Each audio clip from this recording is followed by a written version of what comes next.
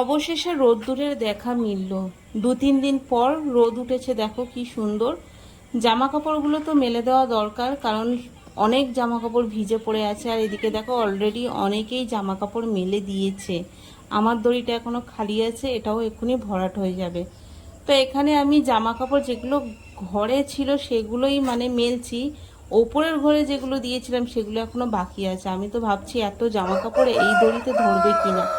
তো চলো এগুলো মেলে দিই, তারপরে ওপরেরগুলো নিয়ে আসবো।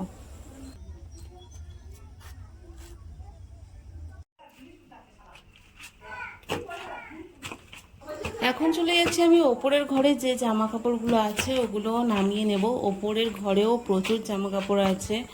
তো দেখো এটা এখানে দড়ি টাঙিয়ে আমি জামা কাপড় মেলেছি, এগুলো এখন পেরে নিয়ে আমি আবার যাব নিচে বাইরের দড়িতে মেলতে।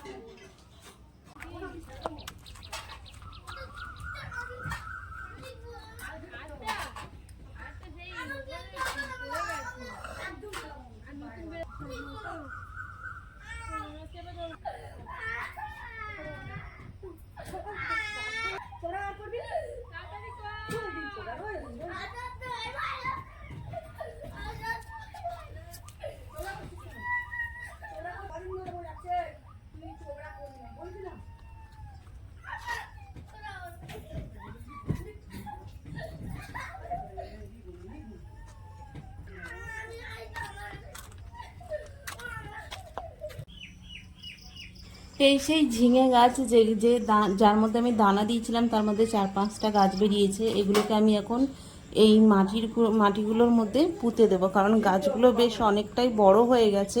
এবার যদি আমি মাটিতে না দিই তো গাছগুলো মারা যাবে, সেই কারণে আমি মাটির মধ্যে এবার এগুলোকে দিয়ে দেবো।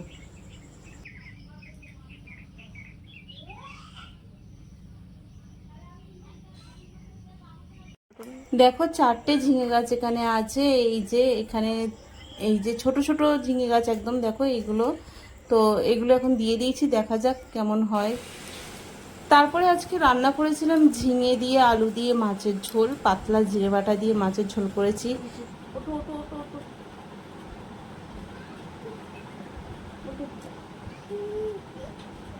এদিকে সরে সরে আসো আসো।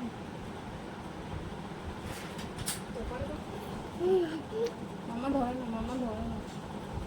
জল পড়ে যাবে, জল পড়ে যাবে, আমি খাবো।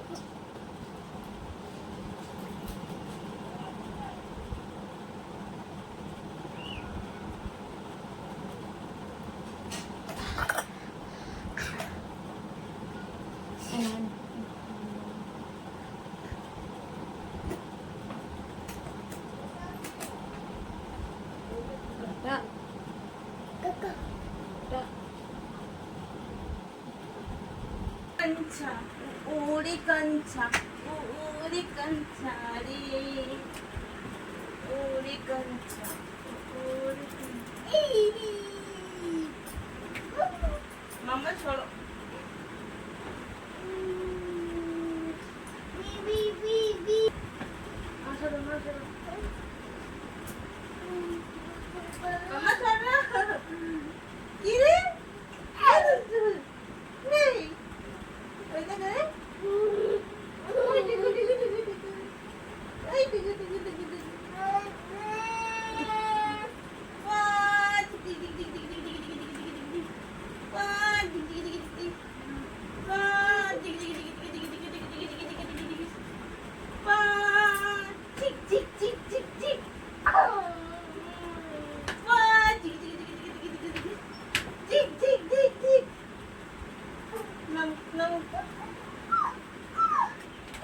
দুপুরে বিছানার চাদরটা আমি চেঞ্জ করে নিলাম, কারণ কি 2 দিন হয়ে গেছে, সেই কারণে আমি চেঞ্জ করে নিলাম। আর বাবানে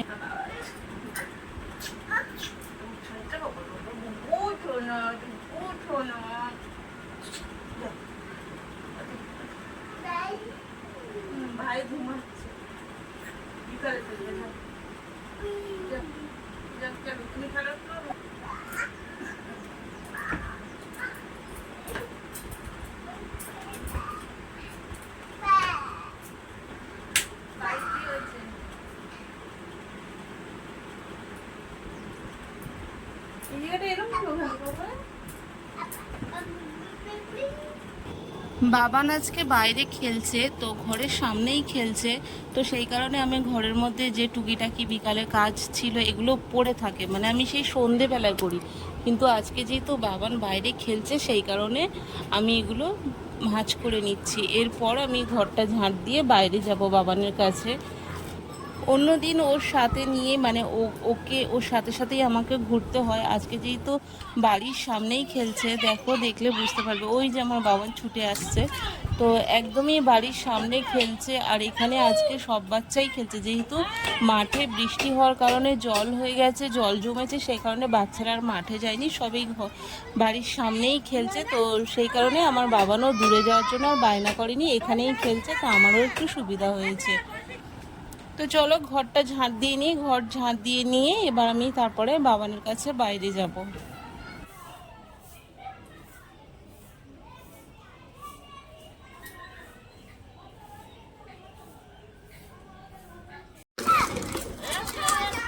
দাঁড়ো মামা, মামা দাঁড়ো দাঁড়ো দাঁড়ো দাঁড়ো।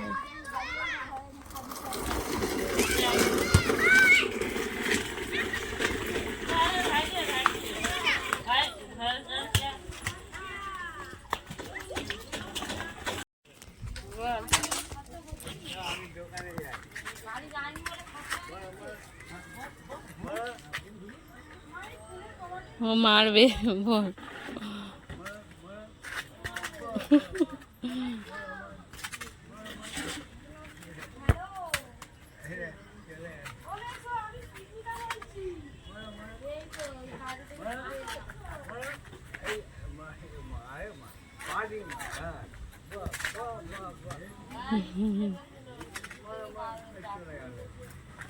রাত্রেবেলায় বাবানের আবার হঠাৎ করে জ্বর এলো, সন্ধে অবধি তো ঠিকই ছিল, তারপরে আস্তে আস্তে দেখলাম গাটা গরম হতে থাকছে, তারপরে এখন দেখো অনেকটাই জ্বর চলে এসেছে। তো ওকে ওষুধ খাওয়াবো, কিছু খাইয়ে ওষুধ খাওয়াতে হবে, সেই কারণে ওকে সেরিগ্রো খাইয়ে দিচ্ছি। রাতে আজকে আর অন্য কিছু দিলাম না, সেরিগ্রো দেবো, সেরিগ্রো খাইয়ে দিচ্ছি, এরপর ওকে আমি ওষুধটা খাইয়ে দেবো।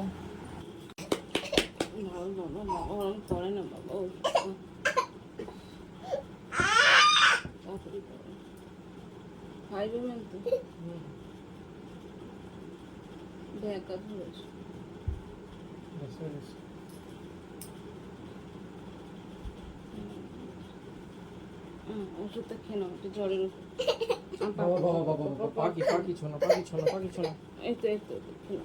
একটু খেয়ে নাও। আমার বাবা একটু ওষুধ না খেলে ঠিক হবে না। আস্তে আস্তে দিচ্ছি, খাও আস্তে আস্তে। কোনো তাড়াহুড়ো নেই, দেখো আস্তে আস্তে মার কাছে ঘুমাচ্ছে।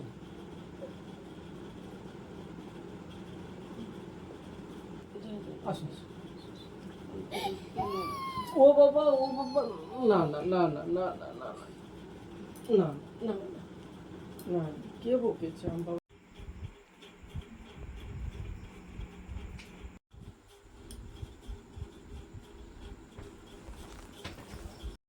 বাবান একবার বমি করেছে ওষুধ খাওয়ানোর সময়, মানে ও দুটো ওষুধ খাওয়ানোর ছিল, একটা হচ্ছে অ্যান্টিবায়োটিক, একটা হচ্ছে জ্বরের ওষুধ। জ্বরের ওষুধটা খাইয়েছি আর অ্যান্টিবায়োটিকটা খাওয়ানোর সময় ও বমি করেছিল, সেই ভিডিও মানে তখন আমি শ্যুট করতে পারিনি, ছেলে যেহেতু বমি করছিল তখন আর এইদিকে আমার খেয়াল ছিল না। তো এই দেখো এখানে বমি করেছে, আমার গায়েও করেছে আর ওর জামা কাপড়েও করেছে, এখানে দেখো ওর এতেও করেছে, কাঁথাতেও করেছে। তো ওর শরীরটা খুব ক্লান্ত হয়ে গেছে, ওকে দেখলেই তোমরা বুঝতে পারবে। আর ওর জ্বর এসছে, ওষুধ যেটুকু খেয়েছে সেটুকুও বমি করে দিল, কিন্তু 4 ঘন্টার আগে আর ওষুধ খাওয়াতে পারবো না। তারপর বাবানকে শুইয়ে আর আমরা রাতে কিছু খেলাম না, কিছু খেতে ইচ্ছা করছে না আমাদের, একটু কফি করলাম, দুজনে 2টো করে বিস্কিট আর কফি খেয়ে শুয়ে পড়লাম। তো চলো কালকে দেখা হচ্ছে নতুন ভিডিওর সাথে। বাবান কেমন আছে